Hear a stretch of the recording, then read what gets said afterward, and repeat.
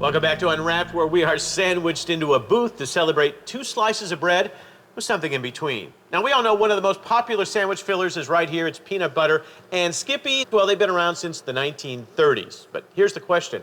How many peanuts does it take to make this size jar? Would you say 250? You'd be wrong, it's more. 500? More. 700? Even more. Guess how many? Watch. When it comes to peanut butter sandwiches, we've heard it all. Some add bananas, others drizzle on honey, and some even layer on bacon. And of course, there's the classic PB&J. The average child eats 1,500 peanut butter and jelly sandwiches by the time they graduate high school. Easy to eat and high in protein, there's no doubt peanut butter is a popular item to spread on bread. Today, almost 120 million jars of Skippy peanut butter are sold annually. That's about 4 jars every second. In other words, Skippy produces enough peanut butter each year to make 2 billion peanut butter and jelly sandwiches. Skippy has been making peanut butter since 1933, but the idea for this popular sandwich bread dates back much earlier. Peanut butter was invented in 1890 by an unknown St. Louis physician who was trying to come up with something for his patients to eat that's a high-protein, easy-to-digest food.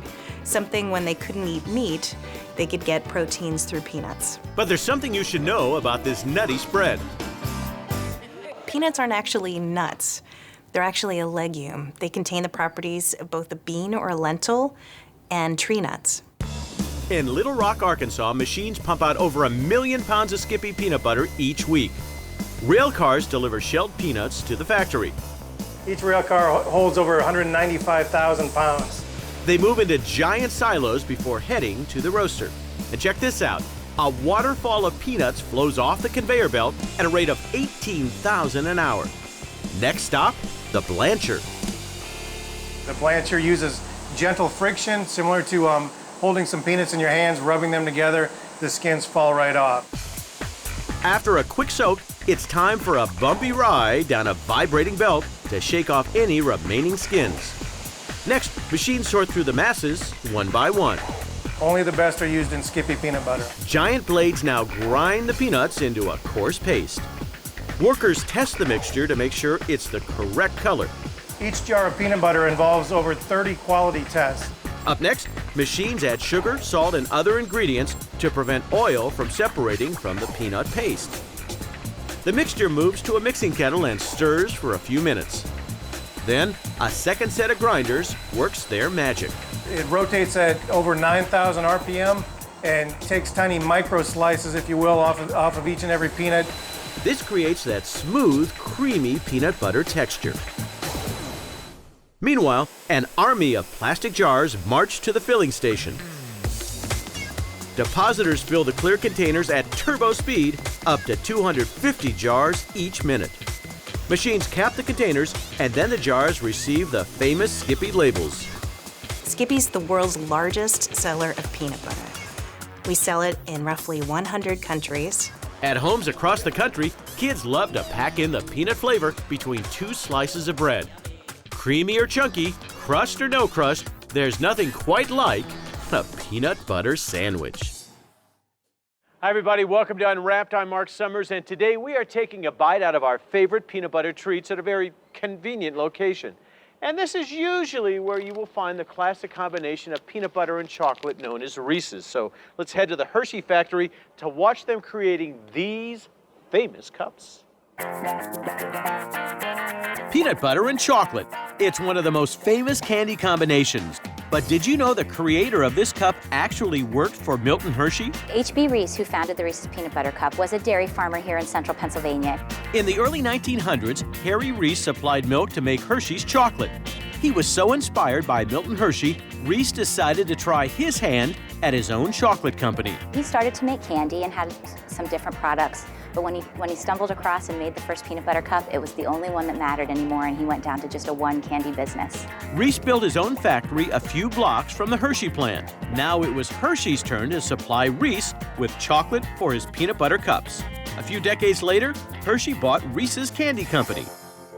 People love Reese's Peanut Butter Cups. As a matter of fact, it's the #1 selling candy bar for the Hershey Company, but it's also the #1 selling candy bar in the United States and Canada overall. The process begins with a bag of peanuts, but these are no ordinary bags. Each super sack contains 2,500 pounds, which is roughly almost 2 million peanuts per super sack. Truckloads of nuts come into the plant from 3 states. Our peanuts are sourced from the southeast United States, Alabama, Georgia, and Florida. The peanuts get cleaned, sorted, and roasted. We roast roughly 200 million peanuts on a day. After the nuts go through a grinder, the creamy peanut butter glacier slowly crawls toward the chocolate. The chocolate has to temper before it's ready. The tempering process for our chocolate involves a heating and a cooling cycle. The heating cycle allows it to be liquid when we need to apply it to our peanut butter cups. The cooling part allows it the ability to set up. But first, we need a wrapper. Here we make all the paper cups that are used to hold our Reese's peanut butter cups for this particular plant. Miles and miles of paper feed through a machine that stamps the cup shape into the paper in 5 different sizes. We apply heat to actually set the shape of the cup. This particular area produces roughly 30 million cups on a daily basis. Now we're ready to fill the cups. We deposit chocolate into the mold. Then we put what we call a peanut butter plug. We extrude that into the cup. The plug is a solid chunk of peanut butter. The cups ride over vibrating belts to get the peanut butter to spread out. The vibration of the peanut butter plug is important. We need to smooth it out until it's nice and flat. Next up, a depositor squirts the final chocolate layer into the cup. A puff of air spreads out the chocolate. Then the cups cool for 30 minutes before they're wrapped up and shipped across the globe. And get this, Reese's makes enough peanut butter cups in 1 year to circle the earth 7 times. If you were to melt down the number of peanut butter cups that were sold in 2007, you would have enough melted chocolate and peanut butter to fill a football field in 65 feet depth of chocolate and peanut butter. Now that's a peanut butter pool that would make Harry Reese proud. Welcome to Unwrapped. I'm Marc Summers, where today we're having a lesson in food physiology, fun foods related to parts of the body. Now, when it comes to candy bars, how many times have you given a thumbs up for one of these? A Butterfinger. Ever wonder what's inside the bright orange center? You're about to find out. Welcome to the home of Butterfinger. 2 deliciously creative words come to mind when workers describe the Butterfinger bar. They're crispity and crunchity. Crispity, crunchity. Butterfinger is all about crispity, crunchity, chocolatey experience. At the Nestle factory in Franklin Park, Illinois, they make more than 10 million Butterfingers every day. If we lined all the bars up end to end that we make on this line alone, in 1 week we make enough bars to stretch from Chicago to Las Vegas, which is 1,700 miles. We make an incredible amount of Butterfinger in this factory. I've worked here for 52 years, and I still love Butterfinger. Butterfingers have been around since the late 1920s.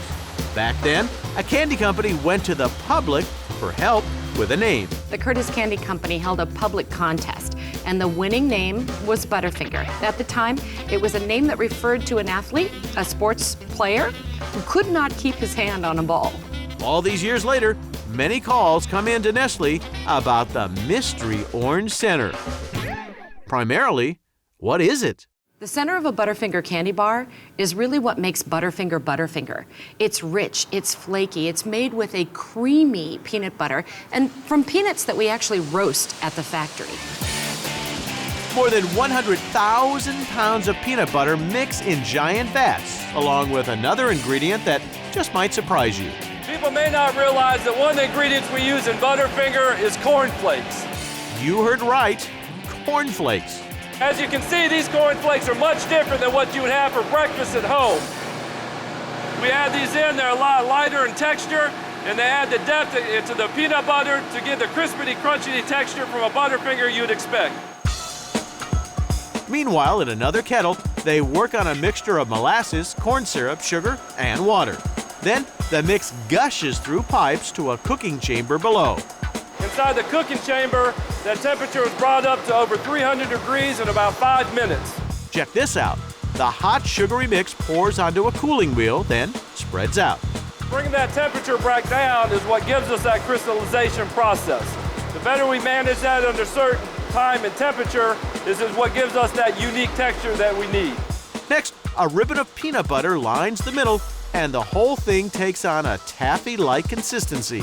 Then it gently kneads and folds on a slow-moving conveyor. The way it comes together is top secret that we cannot show today. We got to keep it under wraps. The Butterfinger flattens and forms into long ropes, then cuts down to individual sizes. Next, the bars take a ride through a series of cooling tunnels that are a quarter-mile long. So after the cooling tunnels, those bars are then going through a process where they go through a waterfall of coating, chocolatey coating, to give us that unique flavor that we need out of a Butterfinger. After a good chocolatey shower, the bars cool, then march like a small army off the packaging. The entire process from start to finish takes about 1 hour. Butterfinger is very popular, not just today, but it has been for years. People have really enjoyed the unique, one-of-a-kind taste of Butterfinger. They've shared it with their friends, with their children through the generations. Welcome back to Unwrapped, where we are checking the convenience store for delicious peanut butter goodies. If you live on the East Coast, you might be familiar with this cult favorite that goes great with coffee. It comes from a company called Tastykake, and their peanut butter candy cakes are their best-selling snacks. Watch. The Tasty Baking Company in Philadelphia first started making peanut butter candy cakes in the 1930s. The peanut butter candy cake is our #1 seller. You know, they taste great and people still love them.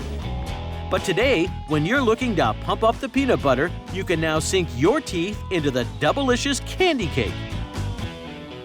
The Doublicious candy cake, it has twice the peanut butter as a regular candy cake, and it is a lot of peanut butter.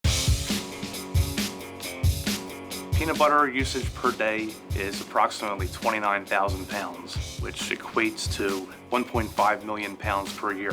But first, they mix the ingredients to make the vanilla cake batter.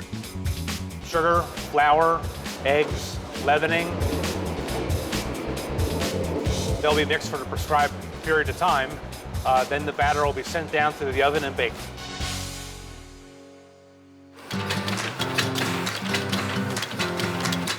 Before it hits the heat, the batter pumps into individual cups. Each day we make approximately 500,000 candy cakes. That adds up to almost 130 million cakes per year. After the cakes cool, they slide on down to the peanut butter striping station. And get this, they use enough peanut butter in 1 year to make 8 million peanut butter sandwiches. Then it goes into the enrober, where it's coated in the chocolate. The warm chocolate waterfall coats both the top and bottom of the cake. Then they cool down and wrap up. Ready for cupcake lovers everywhere who crave an extra dose of peanut butter with their chocolate. You get this melt-in-the-mouth sensation of chocolate, peanut butter, and a little bit of cake, and it's just heavenly. Welcome back to Unwrapped. I'm Marc Summers, checking into the dream team of the snack world, sweet and salty. Okay, now, we know pretzels are the salty snack, but what happens if you add a little of this peanut butter to your pretzels? Just ask Snyder's, where we get to go behind the scenes to watch the creation of this combo. This family-owned pretzel company in Hanover, Pennsylvania has 100 years of experience with a salty twist. The history of Snyder's of Hanover dates back to 1909 when Harry Wareheim founded the company. But they've recently changed things up by adding a little sweetness to the recipe. We were making peanut butter sandwiches for a few years, and our owner had the idea to coat it in a chocolate fudge covered coating. And the Snyder's chocolate fudge covered peanut butter pretzel sandwich was born. This product has a third dimension, so you're getting the chocolate, the crunch of the pretzel, and then that creamy peanut butter. And even with that extra dimension, the little sandwiches have an added bonus. It's a great tasting product that satisfies, yet has a little bit better health benefits in terms of the lower calories, lower fat, and lower sugars than some of its other sweet counterparts. The process we use to make the chocolate fudge covered peanut butter pretzel is quite simple. It all starts with fresh made pretzels. Flour and water are added into the mixer automatically, and we also add some other minor ingredients that we typically keep a secret. We mix the batch for about 6 minutes. We look for a nice dough consistency that is very elastic, which means we've developed the gluten properly in the dough. We then transfer the dough in chunks to an extruder, which is the unit we use to form the shape of the pretzels. For the chocolate fudge-covered peanut butter pretzel sandwiches, Snyder's makes a special flat, round pretzel they call a snap. The snaps raised then get a hot bath in sodium hydroxide, commonly known as lye, which helps them turn brown and crisp as they're baked in the special ovens. In this case of the round snap, we have a very low heat, and then we build up to a higher heat as we get to the end of the process.